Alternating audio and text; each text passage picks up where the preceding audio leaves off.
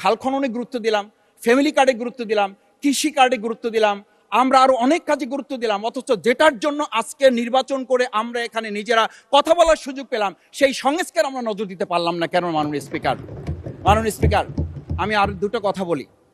আমরা আমাদের প্রিয় মাতৃভূমি বাংলাদেশ, এই বাংলাদেশের সামগ্রিক প্রয়োজনকে সামনে রেখে আমাদের একটা কথা মাঝে মধ্যেই বলতে হয় যে আমরা যখন এই রাষ্ট্র সংস্কারের কথা, আমাদের সংবিধানের ধারাগুলোর কথা বলি, আমাদের কাউকে আমরা এই কথা বলতে শুনি যে গণভোটে যে 4টা বিষয় উল্লেখ করা হয়েছে, আমাদের এই 70% লোকরা ভোট দিয়েছে, 51% সরকারি প্রতিনিধিত্ব করছেন।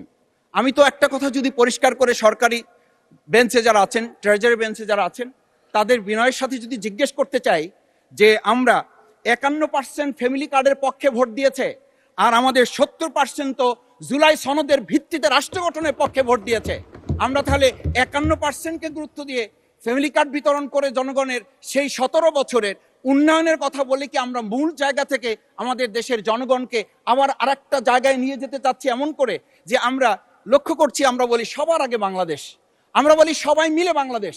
আমি তো তা লক্ষ্য করছি না। অ্যামেন্ডমেন্টের জন্য তো শেখ হাসিনাও সেদিন অফার করেছিল 24 ঘন্টা দরজা খোলা আছে, তোমরা সংশোধনের জন্য আসো। সেদিন এই ছাত্র জনতা সংশোধন মেনে নেয়নি, তারা সংস্কারের জন্য কথা বলতে চেয়েছিল। আজকে আমরা সংস্কারটা মাথায় নিতে পারছি না কেন? মাননীয় স্পিকার, আমি আর একটা কথা আপনাকে একটু স্মরণ করানোর জন্য বলছি। আমরা ছোট সময় আমি বাংলায় সাহিত্যে অনার্স করা, আজকে আমাকে আপনি স্নেহের সাথে মাসুদ বলে বলেছেন। আমার সংসদের নাম শফিকুল ইসলাম। এই মাসুদ নামটা যারা একেবারে খুব আমাকে স্নেহ করেন, আদর করেন, তারাই ডাকেন। আমি বাংলার সাথে আমাদের রাষ্ট্রবিজ্ঞানের ছিল, রাষ্ট্রবিজ্ঞানে আমরা ছোট একটা বাক্য পড়েছিলাম, নেসেসিটি নোস নো লস। আমরা এই নেসেসিটিকে আজকে একটা সংবিধানের ধারাবাহিকের মধ্যে আমরা আটকে ফেলেছি। আমরা লাইন খুঁজতেছি, আমরা দাড়ি কমা সেমিকোলন খুঁজতেছি। আমরা আজকে পরিষ্কার একটা কথা বুঝি যে আমাদের এই সংস্কারের প্রয়োজনটা এই কারণে দরকার হয়েছে, এই প্রস্তাবটা এজন্য উত্থিত হয়েছে যে এটা 30 কার্য দিবসের মধ্যে যেখানে করার কথা ছিল, 70% তো জুলাই সনদের ভিত্তিতে রাষ্ট্র গঠনের পক্ষে ভোট দিয়েছে, আমরা তাহলে 51%কে গুরুত্ব দিয়ে ফ্যামিলি কার্ড বিতরণ করে জনগণের সেই 17 বছরের উন্নয়নের কথা বলে কি আমরা মূল জায়গা থেকে আমাদের দেশের জনগণকে আবার আরেকটা জায়গায় নিয়ে যেতে চাচ্ছি এমন করে যে আমরা লক্ষ্য করছি, আমরা বলি সবার আগে বাংলাদেশ, আমরা বলি সবাই মিলে বাংলাদেশ।